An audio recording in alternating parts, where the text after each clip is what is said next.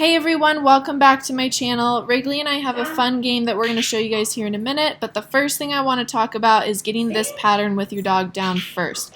Pick your dog's best behaviors. If you're still having to lure your dog into positions, this is not going to be the behavior to use during this game. Behaviors your dog knows well that you can ask for right off the bat, you know they're going to do it.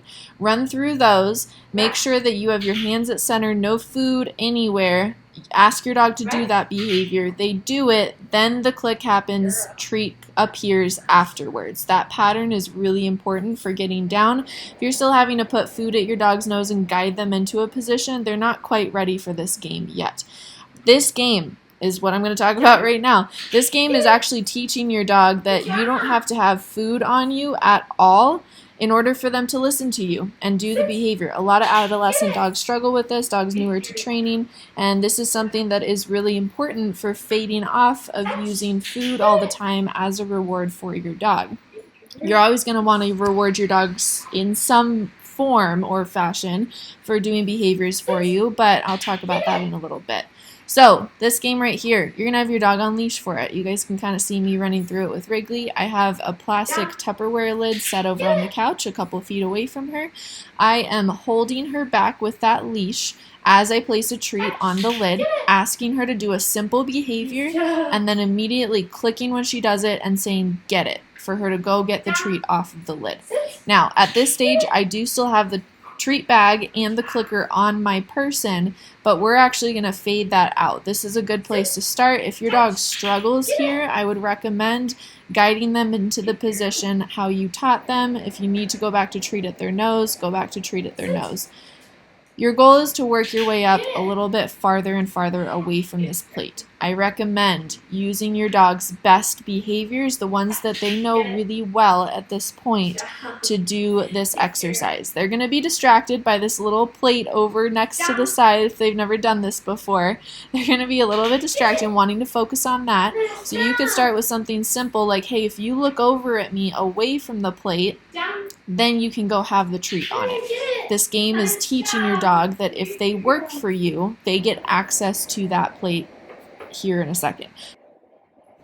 Okay, at this point I'm taking the treats off of me and placing them next to the little dish that I have on the couch.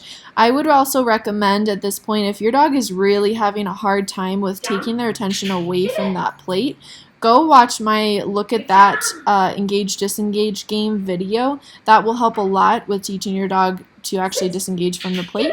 I would also recommend using something really low value like a piece of their kibble as the reward on the plate. Don't go placing something like steak or chicken on it where your dog is not going to be able to disengage as easily. Work your way up in the value of the food that's on that plate.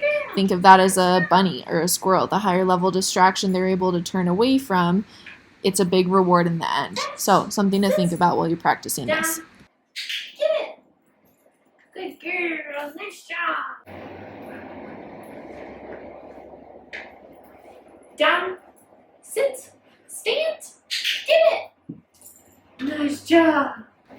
Okay, here I'm getting rid of the clicker. I want to make a quick note on verbal markers. So me, in this situation, I'm switching to the word good instead of the clicker. I still want to communicate with my dog that she did something correct, so I'm using a verbal marker to communicate that to her. The word good is the one that I'm using here.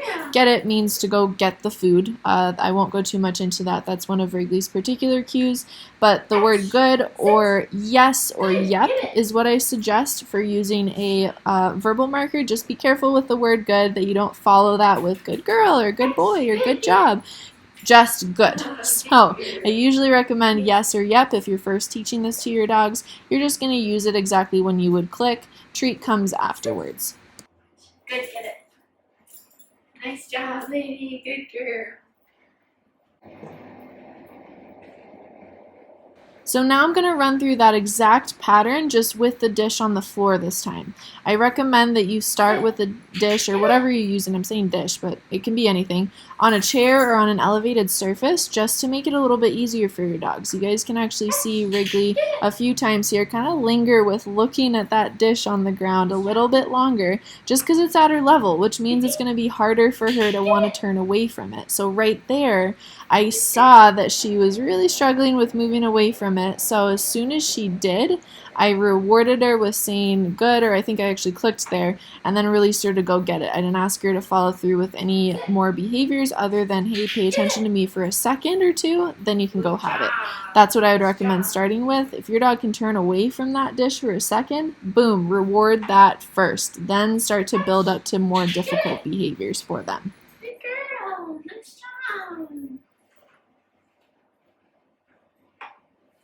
With me? Sit. Get it. Good job. Nice job. Good girl. So through this game, we're looking for your dog to be excited, coming away from the reward and working for you, and then being able to go get the reward with you. The whole thing is this exciting event that happens when they engage with you. And if they don't engage with you, we can take a couple steps back, help them out through this process, show them what we want, go back to having treats on you for the meantime and clicking and treating your dog if they go away with you and sit, and then they also get to go get the treat off of the platter that you guys have on the ground too. So if your dog struggles with this, that's okay. This is a difficult concept for young adolescent dogs to learn if you've always trained with food directly on you. But this is a very important concept for them to learn as well, that reinforcement can come from the environment and away from you too. So you guys can also think about this saucer being a tree that they want to sniff or pee on, or a ball that you threw into the environment, or their food bowl. So anything that is in their day-to-day that they naturally see as reinforcement, you can use as reinforcement. Just build a little routine into it. And you guys see I'm kind of switching things up a little bit. Sometimes I'll take Wrigley farther away. Sometimes I'll keep her close and ask her to do things. It just kind of depends. Now I'm working my way up to having her off leash. Now that she gets the pattern of it, placing the reinforcement on the ground, she knows at this point I'm going to ask her to do something, then she can go have it. So I recommend working at your dog's level with this one. If you need to have the food still on you with the treat bag for a longer period of time, take your dog away from that bowl with the food on the ground, click and treat your dog where you're at for doing the behavior, and then release them. Go ahead and do that too. Anything that's going to help your dog out with understanding this concept is going to be really important. So I hope you guys enjoy this one. It's a little bit of a bigger concept wrapped into a very small video, so please let me know if you guys do have any questions about it, and I hope you enjoy messing around with this with your dogs at home, and I'll see you guys soon. Happy training! Nice job. Nice job. Touch. Good. Kitchen. Yeah, it is good. Can you sit? Good. Down. Good. Nice.